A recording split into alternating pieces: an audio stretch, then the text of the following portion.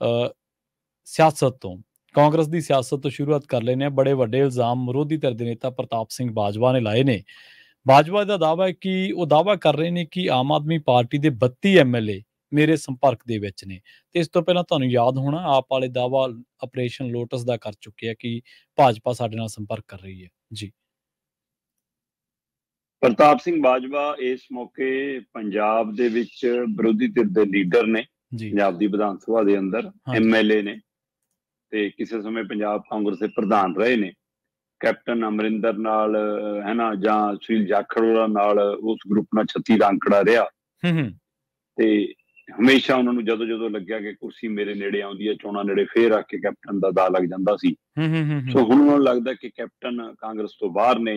ਨਵਜੋਤ ਸਿੱਧੂ ਬੇਸ਼ੱਕ ਇੱਕ ਇੰਟਰਵਿਊ ਦੇ ਕੇ ਚਰਚਾ ਚ ਆਏ ਨੇ, ਪਰ ਉਹਨੂੰ ਲੱਗਦਾ ਕਿ ਨਵਜੋਤ ਸਿੱਧੂ ਹੁਣ ਉਹ ਰਫਤਾਰ ਨਹੀਂ ਪਕੜ ਸਕਦੇ। ਸੁਨੀਲ ਜਾਖੜ ਬੀਜੇਪੀ ਜਾ ਚੁੱਕੇ ਨੇ। ਸੋ ਇਸ ਲਈ ਉਹਨਾਂ ਨੂੰ ਲੱਗਦਾ ਕਿ ਹੁਣ ਜੇ ਕਾਂਗਰਸ ਦੇ ਕੱਲ ਨੂੰ ਪੈਰ ਥੱਲੇ ਬਟੇਰ ਆਉਂਦਾ ਤਾਂ ਉਹ ਬਟੇਰ ਮੈਂ ਹੀ ਫੁੰਡਣਾ। ਸੋ ਇਸ ਲਈ ਉਹਨਾਂ ਨੂੰ ਲੱਗਦਾ ਕਿ ਮੈਂ ਮੁੱਖ ਮੰਤਰੀ ਦਾ ਹੁਣ ਦਾਅਵੇਦਾਰ ਹਾਂ। ਪਰ ਉਹ ਹੁਣ ਮਤਲਬ ਕਿ ਅਗਲੇ ਜਿਹੜੇ 3 ਸਾਲ 3.5 ਸਾਲ ਰਹਿੰਦੇ ਨੇ, ਉਹਦਾ ਵੀ ਇੰਤਜ਼ਾਰ ਨਹੀਂ ਕਰਨਾ ਚਾਹੁੰਦੇ। ਉਹਨਾਂ ਨੂੰ ਮੈਨੂੰ ਲੱਗਦਾ ਹੁਣ ਇਹ ਕਾਹਲ ਹੈ ਕਿ ਮੇਰੀ ਵਾਰੀ ਹੁਣੇ ਆ ਜਾਵੇ। ਸੋ ਇਸੇ ਹਵਾਲੇ ਨਾਲ ਹੀ ਚਰਚਾ ਚੱਲੀ ਸੀ ਕਿ ਜੇ ਆਪ ਨਾਲ ਇੰਡੀਆ ਗੱਠਜੋੜ ਹੋ ਜਾਂਦਾ ਤਾਂ ਕੀ ਪੰਜਾਬ 'ਚ ਕਾਂਗਰਸ ਔਰ ਆਪ ਦਾ ਵੀ ਗੱਠਜੋੜ ਹੋ ਜਾਂਦਾ ਤੇ ਇਹ ਸਰਕਾਰ 'ਚ ਹੋਣਗੇ, ਤੇ ਸਰਕਾਰ 'ਚ ਆ ਕੇ ਤਾਂ ਫਿਰ ਮੰਤਰੀ ਬਣਨਗੇ। ਪਰ ਪ੍ਰਤਾਪ ਬਾਜਵਾ ਤਾਂ ਮੁੱਖ ਮੰਤਰੀ ਬਣਨਾ ਚਾਹੁੰਦੇ ਨੇ। ਤੇ ਉਹਦੇ ਲਈ ਹੁਣ ਇਹ ਇੱਕ ਗੱਲ, ਉਹਨਾਂ ਦਾ ਦਾਅਵਾ ਕਿੰਨਾ ਕੁ ਹਕੀਕੀ ਆ, ਕਿੰਨਾ ਕੁ ਮਜਾਜੀ ਆ, ਇਹ ਤਾਂ ਆਉਣ ਵਾਲਾ ਸਮਾਂ ਦੱਸੂਗਾ। ਤੇ ਪ੍ਰਤਾਪ ਬਾਜਵੇ ਨੇ ਦਾਅਵਾ ਕੀਤਾ ਕਿ ਆਮ ਆਦਮੀ ਪਾਰਟੀ ਦੇ 32 ਐਮਐਲਏ ਮੇਰੇ ਸੰਪਰਕ 'ਚ। 18 ਸਾਡੇ ਕੋਲ ਹੈਗੇ, ਕਹਿੰਦੇ 32 ਹੋਣ ਵਾਲੇ ਹੈਗੇ, ਤੇ ਬਸ ਥੋੜਾ ਜਿਹਾ ਜ਼ੋਰ ਲਾਉਣ ਦੀ ਲੋੜ ਆ। ਮਤਲਬ 117 ਐਮਐਲਏ 59 ਐਮਐਲਏ ਚਾਹੀਦੇ ਨੇ ਬਹੁਮਤ ਲਈ।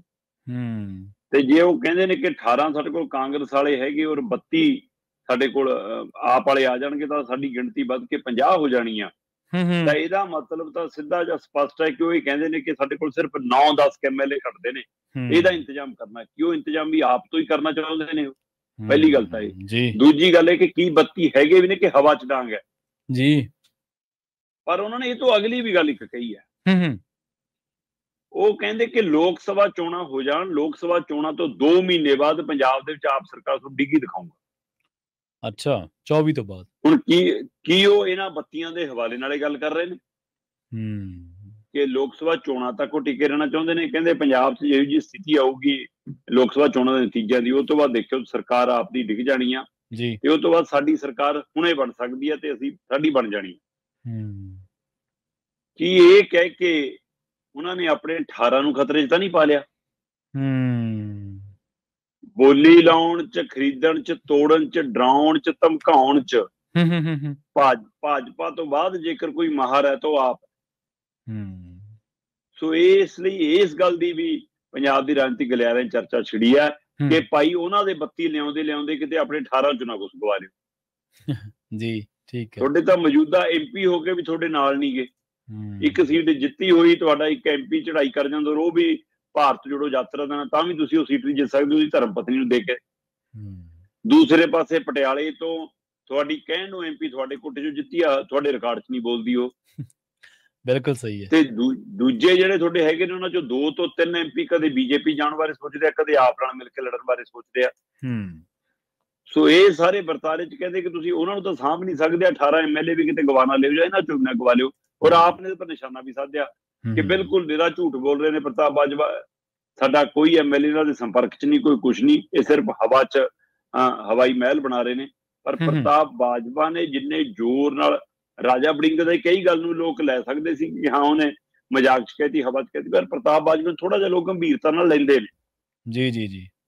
ਸੋ ਇਸ ਲਈ ਇਹ ਚਰਚਾ ਨਵੀਂ ਛਿੜੀ ਹੈ ਕਿ ਕੀ ਪ੍ਰਤਾਪ ਬਾਜਵਾ ਕੋਈ ਠੋਸ ਗੱਲ ਕਰ ਰਹੇ ਨੇ, ਕੀ ਉਹਨਾਂ ਨੇ ਹਾਈ ਕਮਾਂਡ ਨੂੰ ਇਹ ਸੁਨੇਹਾ ਦੇਣ ਦੀ ਕੋਸ਼ਿਸ਼ ਕੀਤੀ ਹੈ ਕਿਤੇ ਗੱਠਜੋੜ ਨਾ ਕਰ ਲਿਓ ਇਹਨਾਂ ਨਾਲ, ਜਾਂ ਇਹ ਗੱਠਜੋੜ ਤੋਂ ਬਾਹਰ ਰਹਿਣ ਦੀ ਉਹਨਾਂ ਦੀ ਕੋਈ ਸਕੀਮ ਹੈ, ਜਾਂ ਉਹਨਾਂ ਨੇ ਹਾਈ ਕਮਾਂਡ ਨੂੰ ਭਰੋਸੇ 'ਚ ਲੈ ਲਿਆ ਕਿ ਚੋਣਾਂ ਤੱਕ ਆ ਜਾਣ ਦੋ, ਉਸ ਤੋਂ ਬਾਅਦ ਦੇਖਿਓ ਅਸੀਂ ਆਹ ਕਰ ਲਾਂਗੇ। ਕੀ ਅਜਿਹਾ ਹੋ ਸਕਦਾ? ਜਿਹੜੇ ਕੰਮ ਕੇਂਦਰ 'ਚ ਰਹਿੰਦੇ ਆ ਭਾਜਪਾ ਕਰਦੀ ਆਈ ਆ, ਉਹ ਕੇਂਦਰ ਤੋਂ ਬਾਹਰ ਰਹਿੰਦੇ ਆ, ਸੱਤਾ ਤੋਂ ਦੂਰ ਰਹਿੰਦੇ ਆ, ਕਾਂਗਰਸ ਕਰ ਸਕਦੀ ਹੈ। ਇਹਦੀਆਂ ਖੂਬ ਚਰਚਾਵਾਂ ਨੇ। ਪਰ ਬਾਜਵੇ ਦਾ ਇਹ ਦਮ ਭਰਨਾ ਕਿ ਸਾਡੇ ਕੋਲ 32 ਐਮਐਲਏ ਆਪ ਦੇ ਸੰਪਰਕ 'ਚ ਸਿੱਧੇ ਮੇਰੇ ਨਾਲ ਨੇ, ਅਸੀਂ ਜਦੋਂ ਚਾਹੀਏ ਸਰਕਾਰ ਬਣਾ ਸਕਦੇ ਹਾਂ, ਲੋਕ ਸਭਾ ਚੋਣਾਂ ਤੋਂ 2 ਮਹੀਨਿਆਂ ਬਾਅਦ ਤੁਸੀਂ ਦੇਖਿਓ ਆਪ ਦੀ ਸਰਕਾਰ ਪੰਜਾਬ ਚੋਂ ਖਤਮ ਹੋ ਜਾਏਗੀ। ਇਹਦੇ ਕੀ ਮਾਇਨੇ ਨੇ, ਕੀ ਹੋਣ ਜਾ ਰਿਹਾ, ਕੁਝ ਵੱਡਾ ਉਲਟਫੇਰ ਦੀ ਸੰਭਾਵਨਾ, ਇਹਦੀ ਚਰਚਾ ਜ਼ੋਰ ਫੜ ਰਹੀ ਹੈ। ਇੱਕ ਹੋਰ ਐਂਗਲ ਤੋਂ ਚਰਚਾ ਹੋ ਸਕਦੀ ਹੈ ਸ਼ਰਮਾ ਜੀ, ਉਹ ਇਹ ਕਿ ਕੇਜਰੀਵਾਲ ਨਾ ਇੱਕ ਪਾਸੇ ਗੱਠਜੋੜ ਕਰਦਾ, ਦੂਜੇ ਪਾਸੇ ਲੋਕਾਂ ਨੂੰ ਸੱਦਾ ਦਿੰਦੇ ਫਿਰਦੇ ਆ ਵੀ ਤੁਸੀਂ ਆਪਾਂ ਭਾਜਪਾ ਤੇ ਕਾਂਗਰਸ ਦਾ ਸਫਾਇਆ ਕਰਨਾ। ਮੈਨੂੰ ਲੱਗਦਾ ਪੰਜਾਬ ਵਾਲਿਆਂ ਨੂੰ ਤੇ ਪੱਛਮੀ ਬੰਗਾਲ ਵਾਲਿਆਂ ਨੂੰ ਤੇ 1-2 ਰਾਜਾਂ ਦੇ ਹੋਰ ਲੀਡਰਾਂ ਨੂੰ ਸ਼ਾਇਦ ਹਾਈਕਮਾਂਡ ਨੇ ਜ਼ਿੰਮੇਵਾਰੀ ਸੌਂਪੀ ਹੈ ਕਿ ਕੋਈ ਨਾ ਦੱਬੀ ਆ ਉਹ ਕੰਮ, ਟਾਈਮ ਸਿਰ ਵੇਖਾਂਗੇ ਵੀ ਕਿਸ ਭਾਅ ਵਿਕਦੀ ਹੈ। ਬਿਲਕੁਲ ਇਹ ਵੀ ਹੋ ਸਕਦਾ ਕਿ ਤੁਸੀਂ ਆਪਣਾ ਸਾਨੂੰ ਮੁਕਾਉਣ ਦੀ ਕੋਸ਼ਿਸ਼ ਕਰੋ, ਅਸੀਂ ਤੁਹਾਨੂੰ ਖਤਮ ਕਰਨ ਦੀ ਕੋਸ਼ਿਸ਼ ਕਰਦੇ ਹਾਂ। ਜੀ ਜੀ ਜੀ